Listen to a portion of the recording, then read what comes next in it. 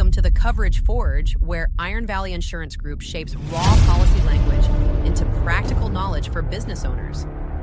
Today's episode examines one of the most consequential and least understood sections of the commercial general liability policy: the duties in the event of occurrence, offense, claim, or suit. Most business owners believe their insurance works like a vending machine.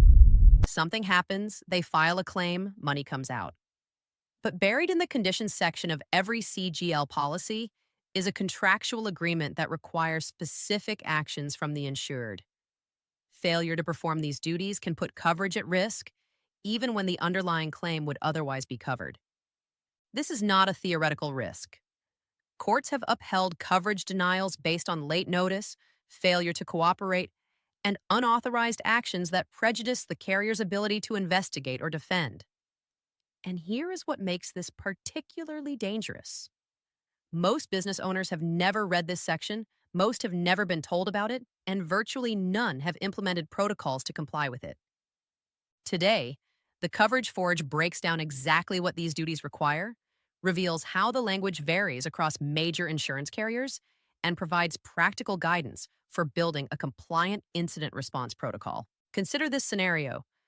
A general contractor completes a bathroom renovation in a commercial building. 3 weeks later, the property owner calls. Water is coming through the ceiling of the floor below. The contractor sends a crew member to assess the damage. The crew member reports back. Looks like a fitting was not properly secured. Probably our fault, but the damage seems minor. The contractor, wanting to maintain the client relationship, sends a plumber to fix the fitting. He pays the plumber out of pocket. He has the water-stained ceiling tiles replaced. Total cost, $1,800, problem solved. 6 months later, the contractor receives a demand letter from an attorney. The property owner discovered mold behind the walls. The tenant below has filed a lawsuit claiming respiratory illness. The damages now exceed $200,000. The contractor calls his insurance agent and reports the claim. He has a $1 million CGL policy.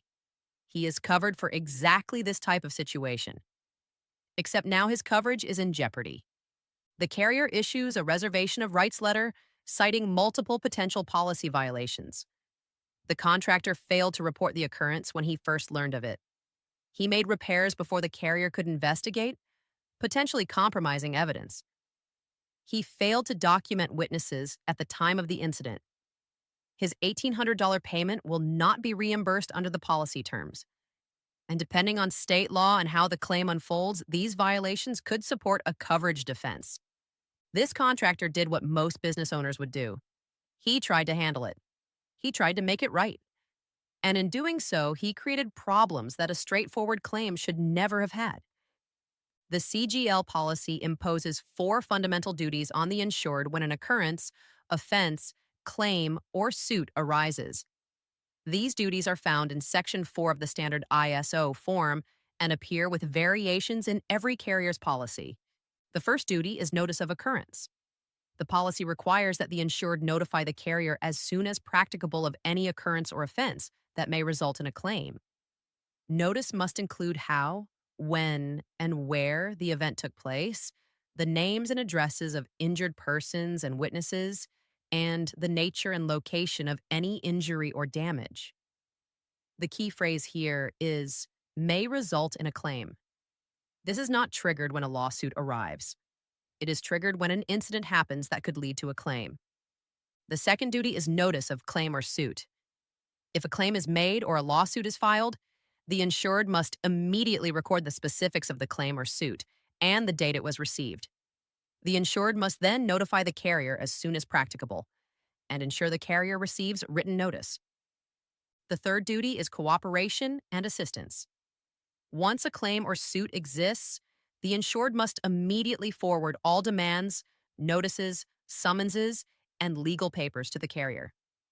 The insured must authorize the carrier to obtain records and other information. The insured must cooperate with the investigation and settlement of the claim or defense against the suit. And the insured must assist the carrier in enforcing any rights against third parties who may be responsible for the injury or damage. The fourth duty involves voluntary payments. The policy states that no insured will, except at that insured's own cost, voluntarily make any payment, assume any obligation, or incur any expense without the carrier's consent. The only exception is for first aid rendered at the time of an accident. This language means two things. First, if an insured makes a voluntary payment without carrier consent, that payment will not be reimbursed. Second, and more importantly, making repairs before the carrier can investigate may compromise the claim by destroying evidence, interfering with the carrier's subrogation rights, or prejudicing the defense. The issue is not just the money spent. It is what was lost by acting without carrier involvement. Business owners often assume that insurance policies are standardized. They believe that a CGL policy from one carrier works the same as a CGL policy from another. This assumption is dangerous, and the duties section proves why. Iron Valley Insurance Group reviewed the duties provisions from 7 different insurance carriers. What we found should change how business owners think about policy comparison. Of the 7 carriers reviewed, only 2 included enhanced provisions that offer meaningful protection to the insured. The remaining carriers, including the major admitted carrier, used language that closely tracks the basic ISO form with no additional protections. The most significant variation involves what is called the knowledge trigger. In basic ISO language, the duty to report an occurrence arises as soon as practicable. But practicable from whose perspective? If a field employee witnesses an incident but does not report it up the chain, has the clock started? Under a strict reading of the basic ISO language, a carrier could argue that it has. 2 carriers address this with knowledge trigger provisions. These provisions specify that the duty to report only arises after the occurrence is known to specific individuals: the owner, if the business is a sole proprietorship; partners, if a partnership; managers, if an LLC; or executive officers and directors, if a corporation. Hartford goes further and includes insurance managers in its list. This distinction matters. Under a policy with knowledge trigger protections, there is clear language limiting whose knowledge counts. A company has a stronger position if a foreman on a job site saw something and forgot to mention it. Under a policy without these protections, a carrier could argue that the company's knowledge began when any employee learned of the incident. Whether that argument succeeds depends on the jurisdiction and the facts, but having explicit protective language removes the ambiguity. A well-known national insurance carrier includes an additional protection found in no other policy we reviewed: a workers' compensation safe harbor. If an incident occurs and the business reports it in good faith to their workers' compensation carrier, the carrier will deem this to satisfy the as soon as practicable requirement.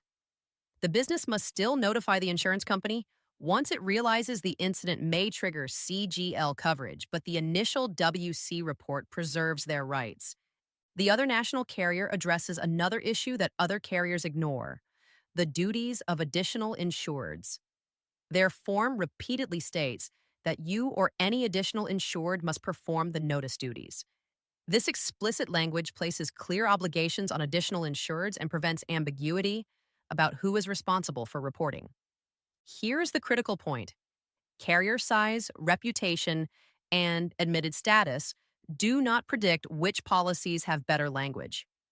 One of the largest commercial insurers in the country uses basic ISO language with no knowledge trigger, no safe harbor, and no additional insured clarifications.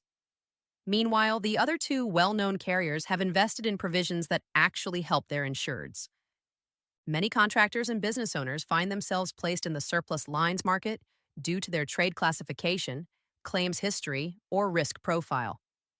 When this happens, agents often tell them the coverage is the same, just through a non-admitted carrier. Our review of 3 surplus lines carriers revealed a consistent pattern.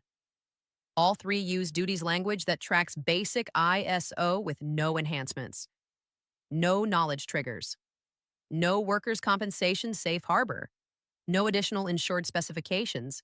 The forms are shorter, but shorter does not mean simpler. It means fewer explicit protections. For a business owner in the surplus lines market, This creates heightened importance around incident reporting protocols. Without knowledge trigger provisions, there is greater ambiguity about when the reporting clock starts. The prudent approach is to assume that any employee's knowledge of an incident should trigger immediate internal reporting, which should then flow to the carrier without delay. Understanding the duties is only half the equation. Business owners must also understand what happens when these duties are not met. The consequences are spelled out in another policy section titled Legal Action Against Us. This section states that no person or organization has a right to sue the insurance company unless all of the policy's terms have been fully complied with. Read that again. Fully complied with. This language creates a potential defense for the carrier when an insured fails to perform its duties. The outcome of a late notice or non-cooperation dispute depends on several factors. Many states require the carrier to demonstrate prejudice, meaning the carrier must show it was actually harmed by the insured's failure to comply. In those jurisdictions, a coverage denial is not automatic. But even in prejudice states, the burden often shifts to the insured to prove the carrier was not harmed. That is a difficult argument to make when evidence has been lost, witnesses have disappeared, or repairs have been completed.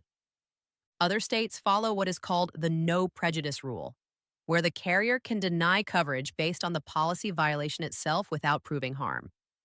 In those jurisdictions, the consequences of noncompliance are more severe. Regardless of state law, one thing is certain. Failing to comply with policy duties creates disputes, delays, and uncertainty at the worst possible time. Even if coverage is ultimately provided, the insured may face reservation of rights letters, coverage litigation, and the possibility of paying defense costs out of pocket while the coverage dispute is resolved. Knowledge without action serves no one. Business owners must translate these policy requirements into operational procedures that employees can follow. First, create an incident reporting form. This form should capture the date, time, and location of the incident, a description of what happened, the names and contact information of injured parties, the names and contact information of witnesses, photographs of the scene if possible, and the name of the employee reporting. This form should be available on every job site and in every company vehicle.